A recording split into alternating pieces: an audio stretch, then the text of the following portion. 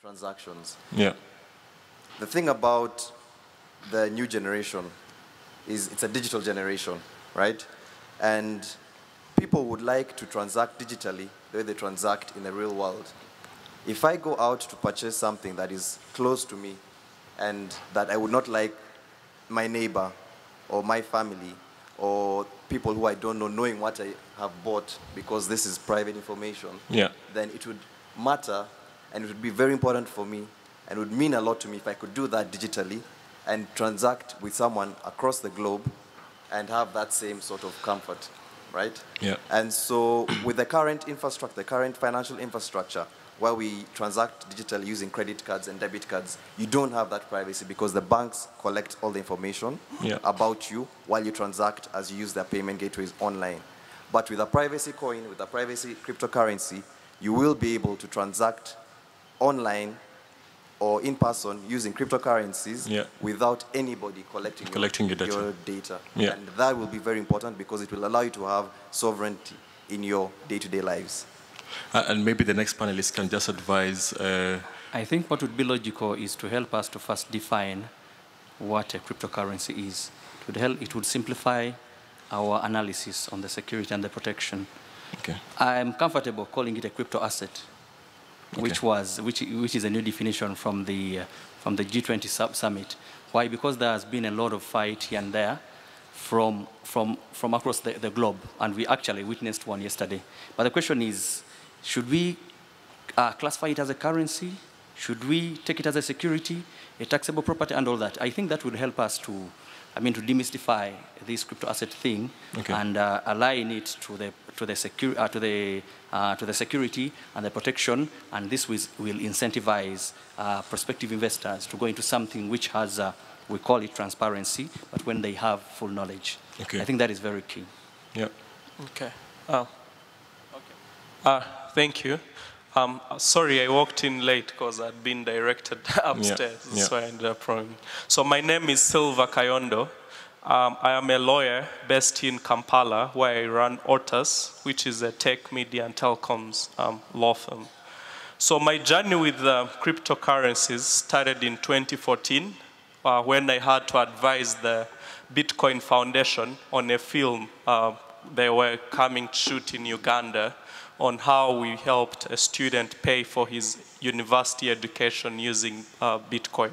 So they opened my first wallet, and I was probably the first Ugandan lawyer to accept payment in Bitcoin in May 2014, with just 6 months of legal practice.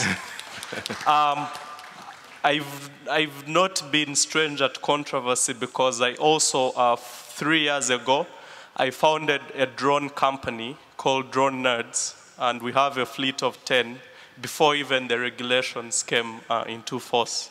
So it was an illegal business at the time, and probably also my acceptance of Bitcoins probably also offended the payment remuneration for lawyers in Uganda. But really, the discussion on privacy is interesting. And I want to add a bit of local, domestic Ugandan perspective on that subject, because we're operating in an interesting terrain. The data protection and privacy law is still in Parliament. It's being discussed. We hope it will pass before this year ends.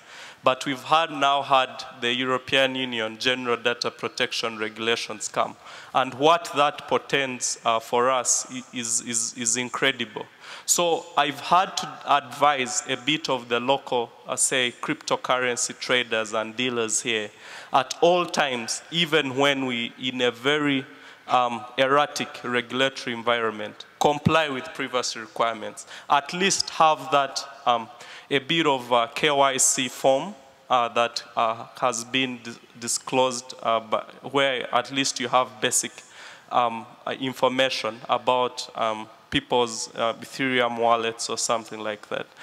Then from there, then even on the anti-money laundering side, also at least have a basic traction of information you've sourced from that. To me, privacy must be seen within a wider context of the environment within which we are operating, lest we fall into the regulator's trap You had here the regulator's bigger worry is your transactions are too anonymous. Yeah. We don't have that kind. So once we create that veneer of acceptability, that we have at least a minimum standard within which we are playing by. If we are doing an ICO, which I'm happy to help anyone wanting to do, as long as it's, say, focused on a corporate social responsibility project, like building a school or a road or a hospital, to show how you can unlock value from cryptocurrency, because the governor's take is that this is a worthless thing. If we can show how to create value, say through a public-private partnership, then everything falls into place with a thing. At least also know a bit about investor protection. At least, I mean, know the people who are coming to invest in your ICO or something like, or any listing that you're doing. At least have a very, it shouldn't be so anonymous that it is scary or that it portends regulatory consequences for you. I know it offends the core aspect of really what cryptocurrency is, but I'm being practical here. Yes, Suleiman just mentioned about the GDPR, and most companies and most businesses were told to comply at least before end of May. Yes. And what do you think? Does Africa stand, let's say, for investment and having to comply with the GDPR? Like, should businesses in Africa also comply with the GDPR?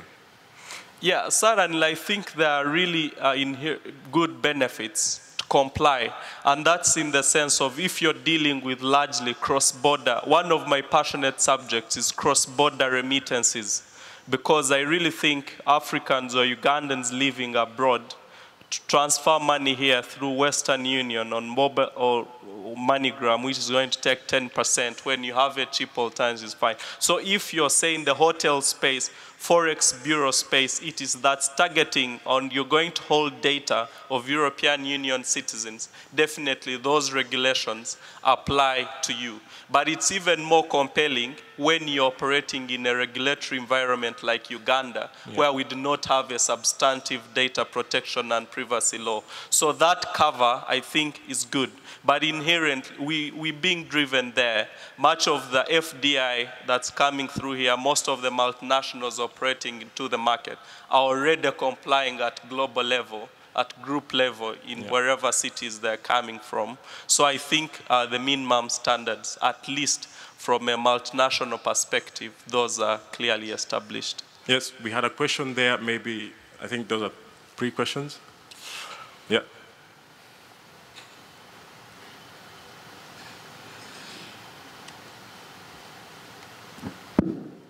Okay, I had a question about privacy coins. Okay. Apart from the Monero approach to privacy with ring signatures and the Zcash with zero knowledge proof, do you think that other cryptocurrency will keep copying those same knowledge instead of innovating more into privacy? Because up to now, I'm seeing all the privacy coin are copying either Zcash or Monero. Maybe we can answer that. Yeah. And we can have the second question, and then I'll take it.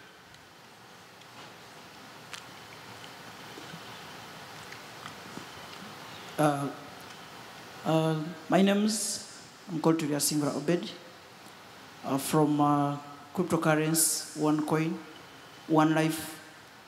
I would wish to ask the discussants tonight that we are having a number of cryptocurrencies coming and evolving since 2009 when the first cryptocurrency, Bitcoin, was born. And numbers now are reaching 1,800 cryptocurrencies on the market. And the challenge comes in of where we have decentralized cryptocurrencies and centralized cryptocurrencies. People who are into trading of these cryptocurrencies will realize that when Bitcoin, the firstborn, the father of all cryptocurrencies, when it falls down, it falls with many of the cryptocurrencies that are centralized. Now, in a scenario where the cryptocurrencies centralized cryptocurrencies are coming up with KYC protocol engraved into the blockchain, and they are picking up, and they have the big market capitalization, and they also have very many trustees. For example, OneCoin has 3.4 million members, and it's not yet public. And it has already the merchant platform where it has attracted over 65,000 merchants accepting it as a mode of payment. In this scenario, where are we going to advise the people that are interested in these cryptocurrencies? Which route should they take? What are the key parameters that we should look at, the best cryptocurrency or the worst cryptocurrency where one can divert the funds? Thank you. She's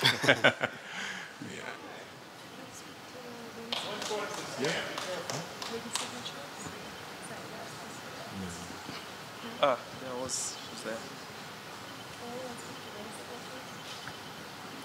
So, let's start with you. Okay. There is a question there. There's a question. Okay.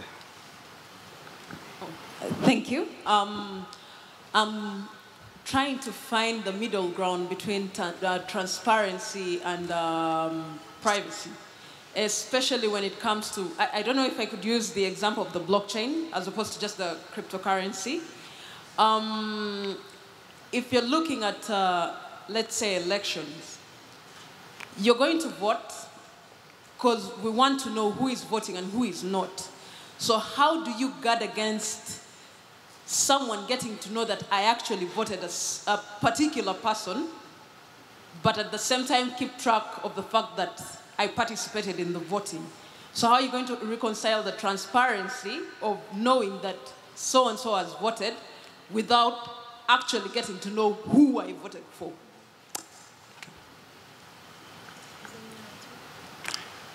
So I think we're going to answer the question first, and then we can move to the next round of questions. So I will answer him on the different privacy coins, yeah? And to be honest, each project has their own approach of using the different techniques. And for Zencash, we chose zero knowledge protocol, as we are a fork from Zcash. And to be honest, each project, I think, has their own approach of using the protocols. So I don't have any specific answer to tell you that some projects will develop new technology to use privacy.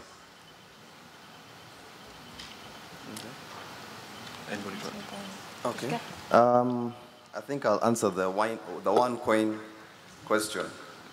As an exchange owner and someone who's a director in a hedge fund, a cryptocurrency hedge fund, there are certain factors that we look for before we decide to list a coin or before we decide to participate in a certain digital asset, right? Now, the cryptocurrency movement started as a decentralized movement.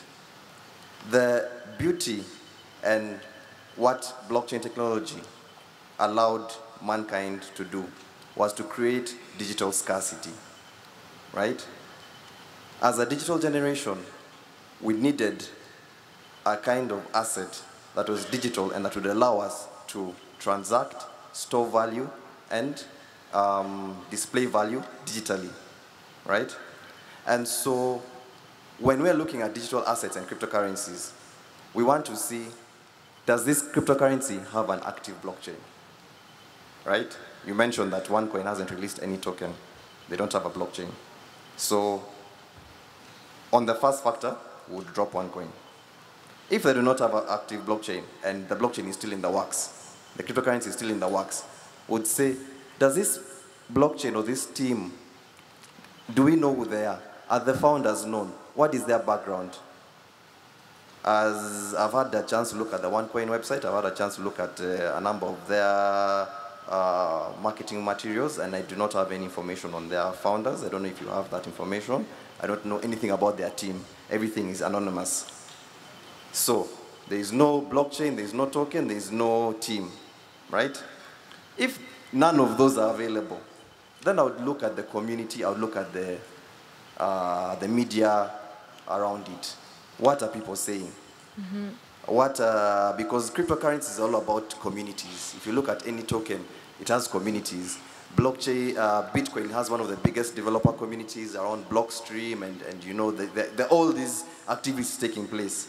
I would say, what is happening within this community? What is the media saying? What are they developing?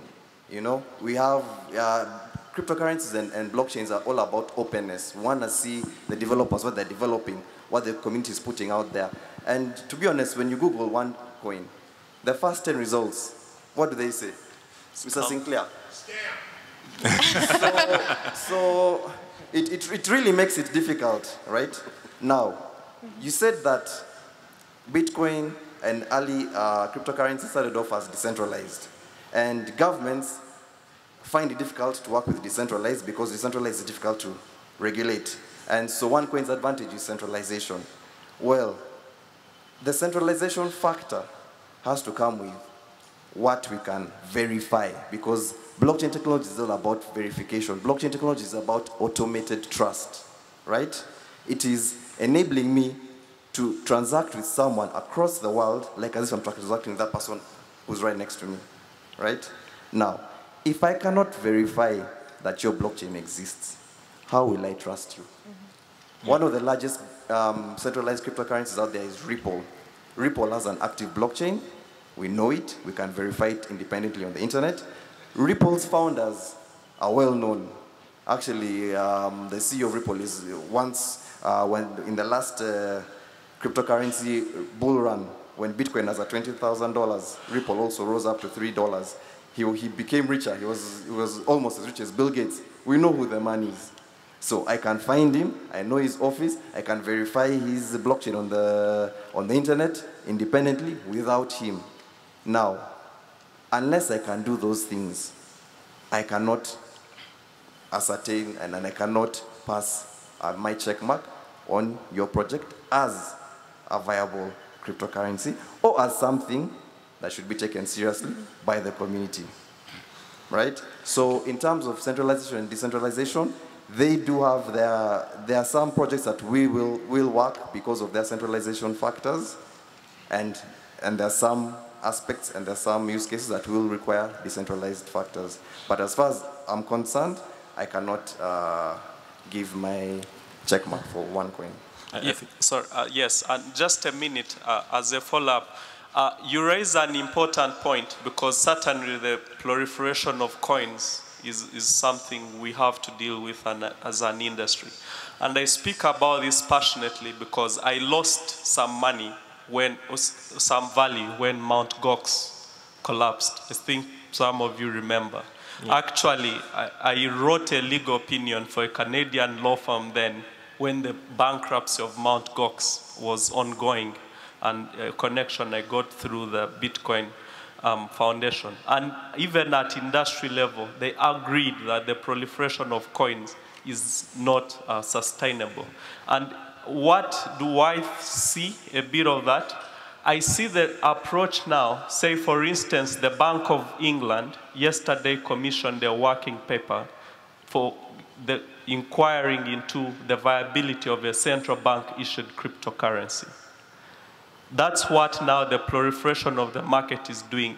We eating each other, and in turn, that trust of veneer of it, we now starting to play ping pong into a game of, hey, you're credible, I'm not, you're credible, you're believable, etc. So that's giving leeway now to the central banks to come and say, hey, you see even at industry level, they're disorganized, they're fighting.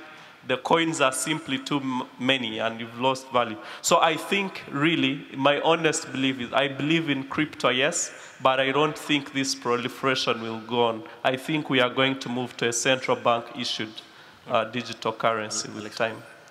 I think, can I add on that? I think that we do have to really separate those types of cryptocurrencies, right? Your digital currencies that are essentially issued by central banks, which are currently being explored by many governments across the world. We're seeing that happen in the Eastern Caribbean region. They're looking at issuing their own centralized Eastern Caribbean dollar. Those are centralized coins, so digital currencies. Cryptocurrencies, where they are decentralized, and of course Ripple is centralized as well, operate differently. And I think that you gave great factors on things that you have to consider, because these are things that even I have to consider when taking on clients. Looking at so many cryptocurrencies, projects come to us, ICO projects, and I take less than probably 5% of them. Oftentimes it's because there's no utility in their coin. It has absolutely no utility in the ecosystem. It's just a means of essentially making money. Yeah. You mentioned some really good factors to look at. What is the community saying on GitHub? What is being said online? As well as, who are the advisors? And are they really advisors? So oftentimes for me, because it's Canadian, it's a small community, oftentimes the advisors are in Canada. I just call them up, ask them, are you really an advisor? Because we've seen this time and time again of these scams essentially saying that advisors are on their board and they end up not being at all. So that's on that question. And Sheila, you asked the question about voting, which is very different because, and I think our CEO of Agora is here. Yeah. Which blockchain are you coding on? What are you using? Can you get a mic? Yep. Angle. Oh, okay. So permissioned? Angle. Yeah, we have both a permission and a permissionless infrastructure. Okay. I think permissionless infrastructure for voting still needs some research. Can you explain that to the team? Like, what is... So the question was essentially, when I vote, I don't want my vote to be available to all. Yeah. To know who I voted for. So could you explain, because Agora does this, they're essentially putting in voting systems for governments, and they ran the Sierra Leone election. So this is more about encrypting the vote, shuffling the vote, rather than permissionless. What you need to know about permission infrastructure is basically on invite-only people. In our case, we have NGOs, UN type of organizations, or universities. So they enter a contract with Agora. They are supposed to store the server. They are supposed to provide electricity and provide consensus during an election. So this is their job. What we also do is that, despite the fact that we are a permissioned blockchain, one of the features of our blockchain is that you can download a logarithmic part of the blocks, which is not something doable on Ethereum or on Bitcoin. So basically, you can run the blocks on your phone. So we're permissioned, but we enable people, whoever want to audit election. So this goes along with Mr. Zencash said, we can incentivize people to run nodes. They can get rewarded for providing that service to Agora. So in this case, they're not actively providing consensus because it's the permission guys who are providing consensus, but these guys can check if the consensus has been provided in the right way. So permission infrastructure with people with a whole cloud around that infrastructure where people can check if the consensus is being provided the right way. Until we're working on our permissionless infrastructure too. I really think that for now, voting on Ethereum is still not, advanced enough. But hopefully within the next year or so, we will be able to,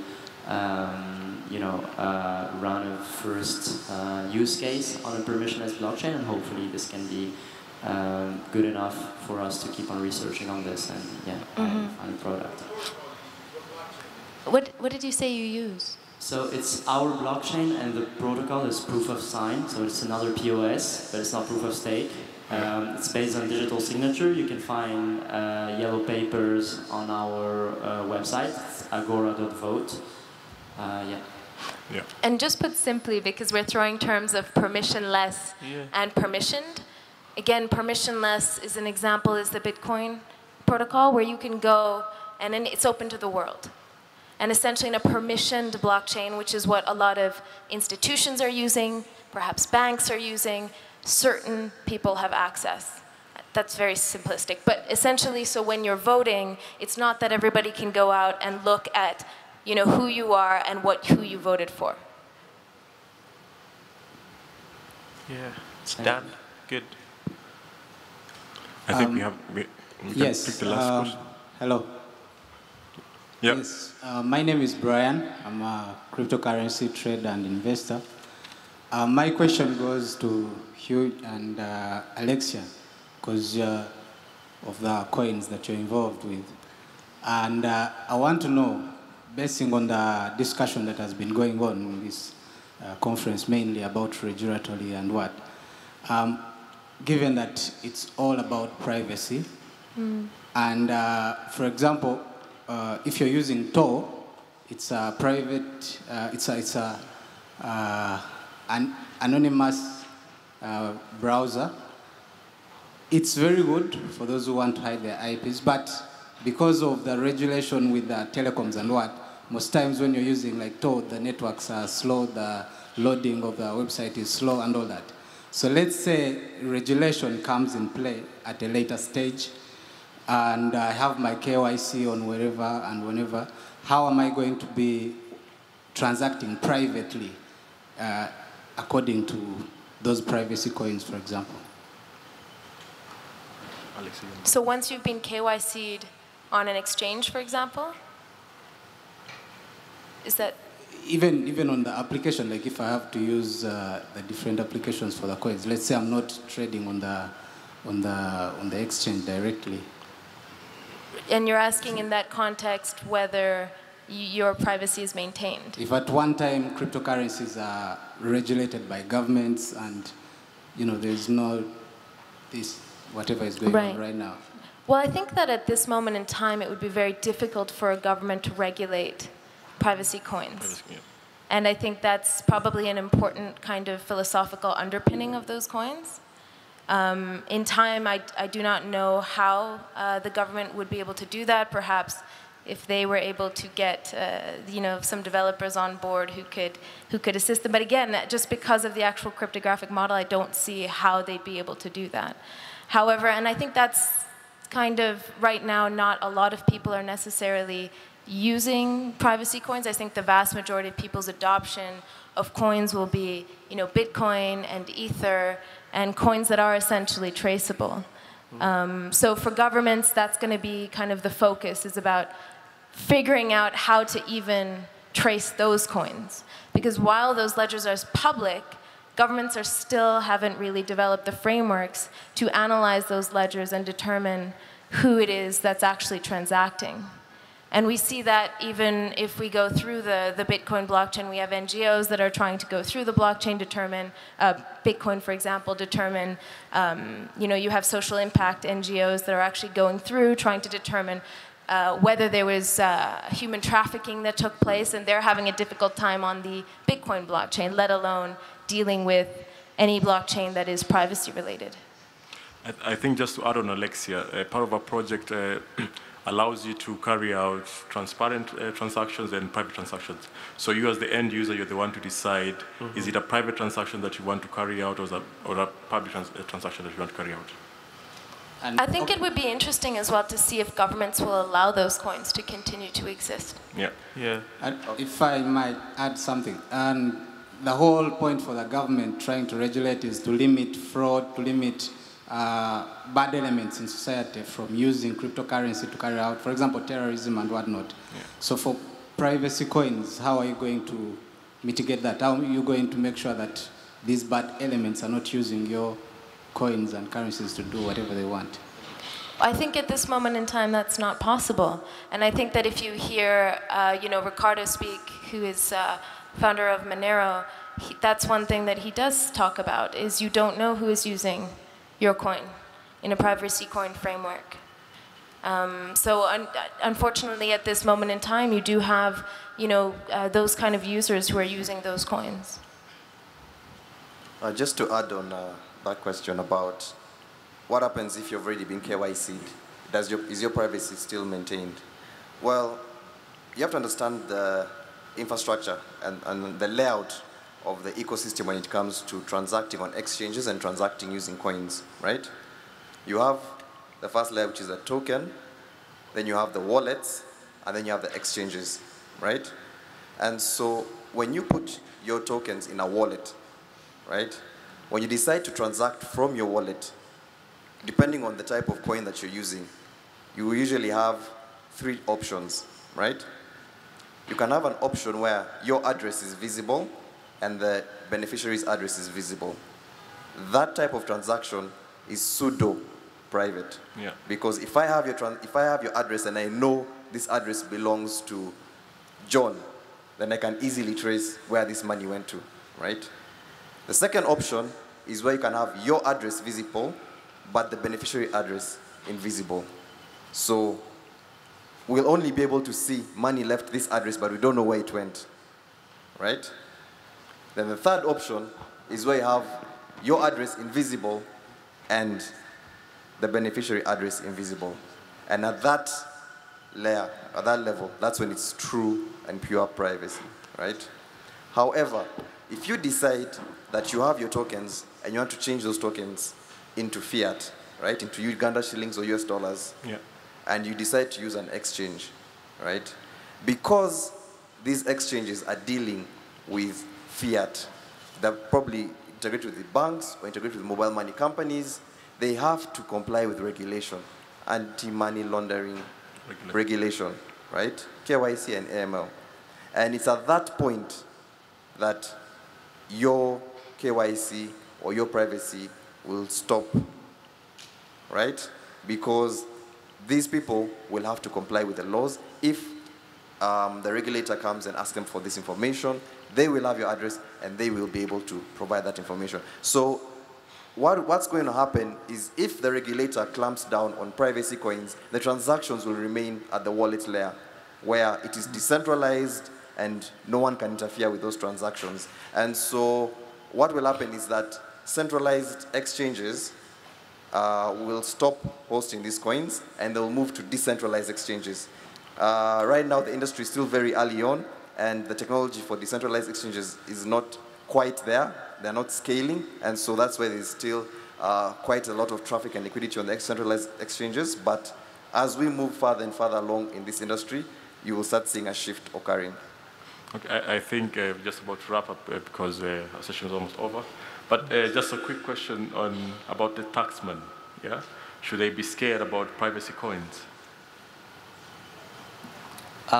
My take is that it's very logical that we actually incentivize regulation. Yeah.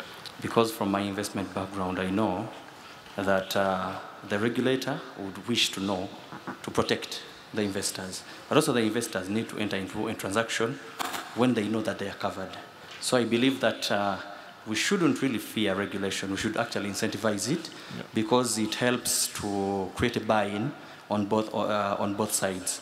So my proposal would be that the government should up their stockings in the context of technology, so as to boost the AML, scrutiny, among other things, so that we can be able to see the trade from the beginning to the end, but still maintain the privacy element. It will be very key. Equally, it will help in investor protection, but also the security element will be integrated in the whole equation. That's my take.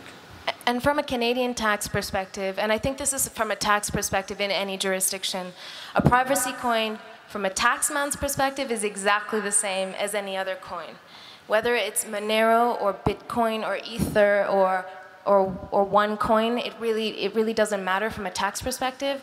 In Canada, they have a characterization as a commodity, which means it's subject to barter transaction rules. And unfortunately, what that means in Canada means that every time you move from Bitcoin to Ether, or you move from Bitcoin to buy a coffee, that gain or loss is taxable in Canada.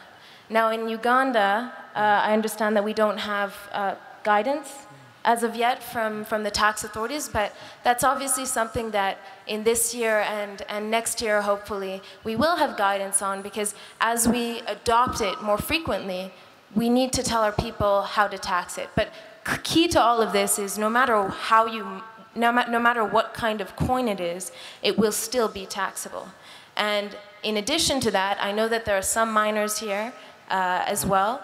And mining, of course, we will need essentially clarification on that as well from both Canadian perspective and a Ugandan perspective, and determining essentially how they're going to tax the actual mining of coins, whether that will be when you mine the coin or when you sell it. But at this moment in time, of course, we haven't had much guidance. Yeah, I think we'll take the questions outside because we're out of time. So the panelists are still around. In case of any questions, you can just feel free to meet them and ask them. Microphone. Yeah, thank you. Hello? Okay.